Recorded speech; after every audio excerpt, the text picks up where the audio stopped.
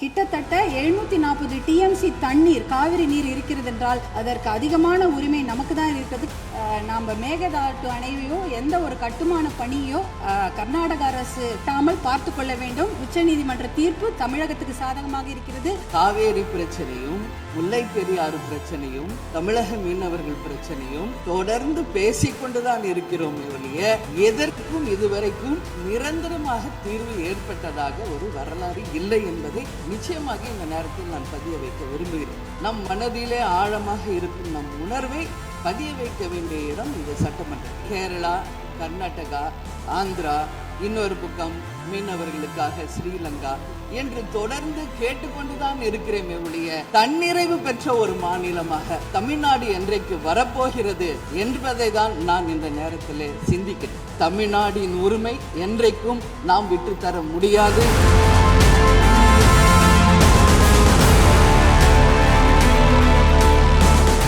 Summer வந்தாச்சு. What's your plan for this holiday? எங்க கிட்ட விட்டுருங்க, நாங்க பாத்துக்கிறோம். VGT Holidays. GT Holidays, South India's #1 travel brand.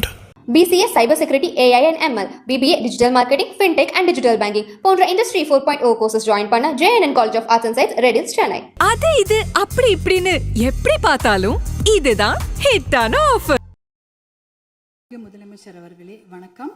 மாண்புமிகு எதிர்கட்சி தலைவர் அவர்களுக்கும், மாண்புமிகு அமைச்சர் பெருமக்களுக்கும், மாண்புமிகு கட்சி தலைவர் அவர்களுக்கும், மாண்புமிகு உறுப்பினர் அவர்களுக்கும் வணக்கத்தை தெரிவித்துக் கொள்கின்றேன். காவிரி நீர் நம்முடைய தமிழ்நாட்டின் உயிர் நாடி. 38 மாவட்டங்களில் 28 மாவட்டங்கள் காவிரியை நம்பிதான் இருக்கின்றன.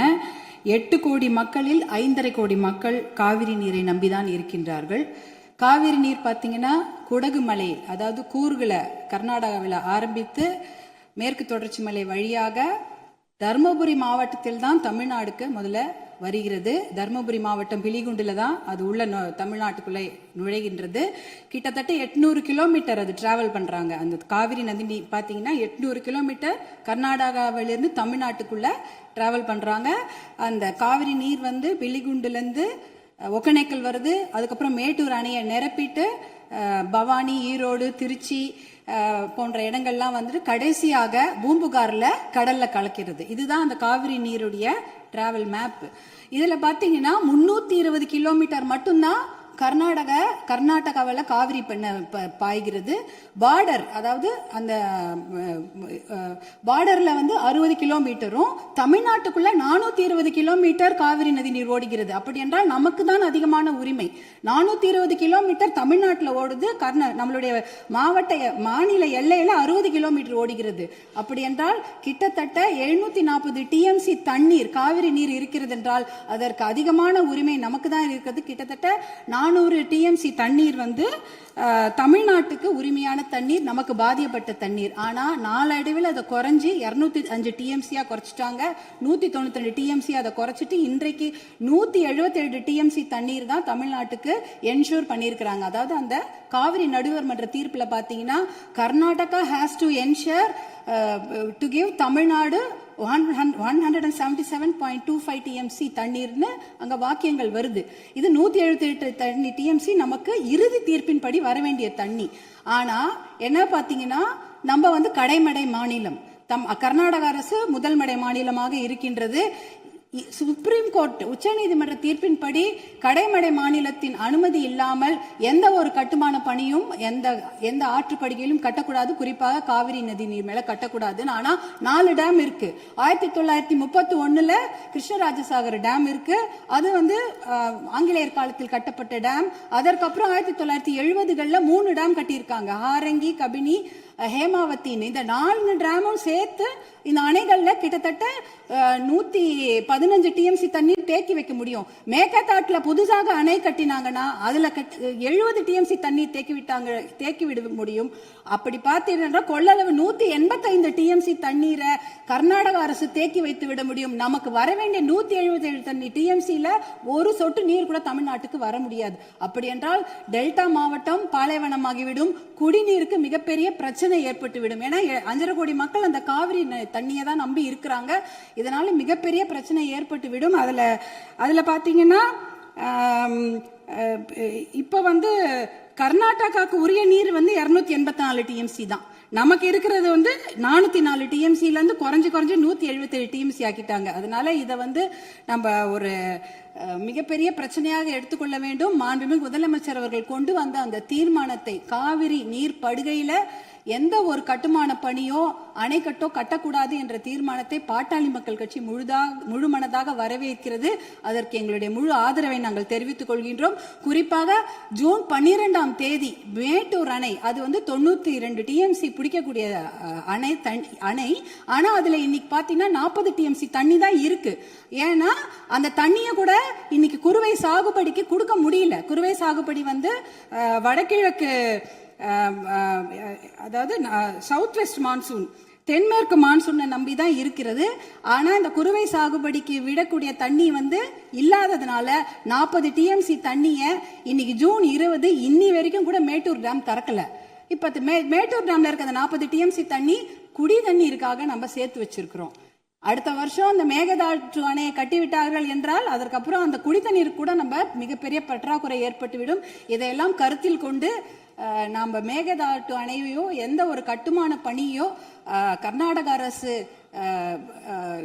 கட்டாமல் பார்த்து கொள்ள வேண்டும். உச்சநீதிமன்ற தீர்ப்பு தமிழகத்துக்கு சாதகமாக இருக்கிறது.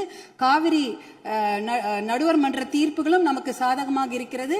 இதை நாம் முனைப்புடன் இருந்து தொடர்ந்து செயல்பட்டு இந்த மேகதாடு அணை கட்டுவதை தவிர்க்க வேண்டும்.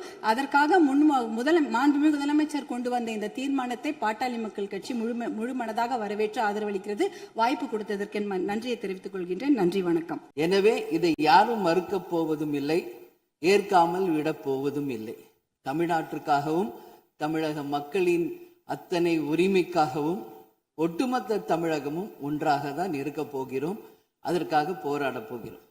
ஆனால் நாம் சற்று இதை பற்றி யோசித்தால், சுதந்திரம் வாங்கின காலத்திலிருந்து இன்றைக்கு வரைக்கும் காவேரி பிரச்சனையும், முல்லை பெரியாறு பிரச்சனையும், தமிழக மீனவர்கள் பிரச்சனையும் தொடர்ந்து பேசிக்கொண்டுதான் இருக்கிறோம். ஒழிய எதற்கும் இதுவரைக்கும் நிரந்தரமாக தீர்வு ஏற்பட்டதாக ஒரு வரலாறு இல்லை என்பதை நிச்சயமாக இந்த நேரத்தில் நான் பதிய வைக்க விரும்புகிறேன். இதற்கு எந்த குறிப்புகளோ படிக்க வேண்டிய அவசியம் இல்லை. இது உணர்வு, நம் மனதிலே ஆழமாக இருக்கும் நம் உணர்வை பதிய வைக்க வேண்டிய இடம் இந்த சட்டமன்றம். இந்த சட்டமன்றமே தமிழக மக்களுக்கானது. தமிழக மக்களின் வரிப்பணத்தில் நடத்தப்படுவதுதான் இந்த சட்டமன்ற இந்த கூட்டங்கள் எல்லாம். அப்படி இருக்கையில் தமிழக மக்களின் உரிமையை நாம் ஒவ்வொரு முறையும் நம்மை சுற்றி இருக்கின்ற மாநிலங்களிடம் போய் கேரளா, கர்நாடகா, ஆந்திரா, இன்னொரு பக்கம் மீனவர்களுக்காக ஸ்ரீலங்கா என்று தொடர்ந்து கேட்டுக்கொண்டுதான் இருக்கிறேன். ஒழிய தன்னிறைவு பெற்ற ஒரு மாநிலமாக தமிழ்நாடு என்றைக்கு வரப்போகிறது என்பதை தான் நான் இந்த நேரத்தில் சிந்திக்கிறேன். ஏன்னா நம்மை சுற்றி இருக்கின்ற நமது தலைவர்கள் எல்லாருமே இந்த பிரச்சனைக்காக, அம்மையார் புரட்சி தலைவி ஜெயலலிதா அவர்கள் காவேரிக்காக உண்ணாவிரதம் இருந்தாங்க, முதலமைச்சராக இருந்து. கலைஞர் அவர்கள் இதற்காக பல போராட்டங்கள் நடத்தினார்.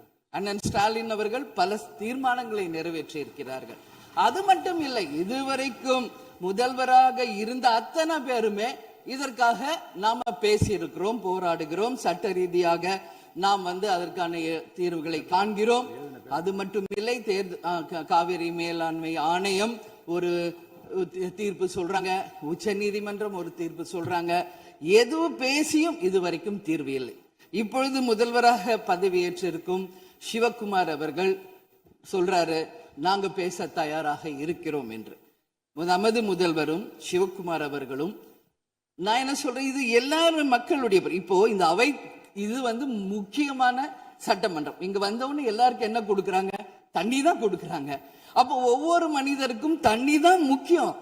இன்னைக்கு காவேரி தாயின்னு தான் நம்ம சொல்றோம். ஒரு தாயின் ஒரு குழந்தைக்கும் எப்படி தாய்ப்பால் இன்றியமையாதோ அது பாருங்க, அத்தனை பேரும், அது விவசாயிகளா இருக்கட்டும், குடிமக்களாக இருக்கட்டும், இங்கு மிக முக்கியமானது குடிதண்ணீர். நீரின்றி அமையாது இவ்வுலகு. அதனால முதல்வர் அவர்களே, உங்களை நான் கேட்டுக்கிறது, எப்படி மின்மிகை மாநிலமாக தமிழகத்தை உருவாக்கணுமோ அது மாதிரி மிகை நீர் மேலாண்மையை நாம் நிச்சயம் உருவாக்க வேண்டும் என்று கேட்டுக்கொள்கிறேன். மழை நமக்கு ஒரு கொடை, கடவுள் கொடுத்தது.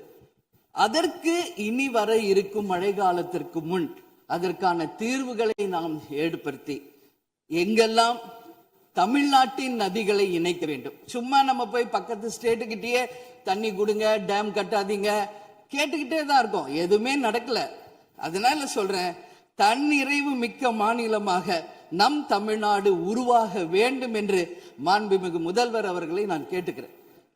தமிழ்நாட்டில் இருக்கிற நதிகளை நாம் இணைப்போம், எல்லா இடத்துலையும் தூர் வாருவோம். வரப்போகும் மழைக்காலத்திற்குள்ள அந்த நீரை எப்படி சேமிக்க வேண்டும் என்பதை நாம முடிவு செய்யணும். வீணாக கடல்ல போய் நீர் கலக்கிறத தடுத்தாலே தமிழ்நாடு மின்மிகை நீர் மேலாண்மை நிச்சயம் வரும் என்பதை தெரிவிச்சுக்கிறேன். இதுல யாருக்கும் எந்த மாற்று கருத்தும் இருக்காது. தமிழ்நாடின் உரிமை என்றைக்கும் நாம் விட்டுத்தர முடியாது. முன்னொரு காலம் புரட்சி கலைஞர் கேப்டன் எதிர்கட்சி தலைவராக இருந்தபோது தமிழகத்தின் பிரச்சனைக்காக அனைத்து கட்சியும் ஒன்று திரட்டி டெல்லிக்கு சென்று பிரதமரை சந்தித்து தமிழக மக்கள் சார்பாக கோரிக்கை வைத்தார். அதுபோல் தேவைப்பட்டால் அனைத்து கட்சியையும் நீங்கள் ஒன்றாக அழைத்து சென்று தமிழக மக்களின் உரிமையை நிலையாக உறுதியாக நீங்கள் நிலைநாட்ட வேண்டும் என்பதை நான் கேட்டுக்கொள்கிறேன்.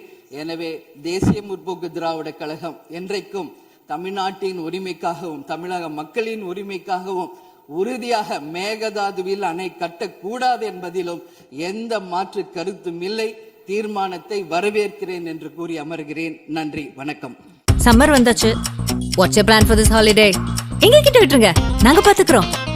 VGT Holidays. GT Holidays, South India's #1 travel brand.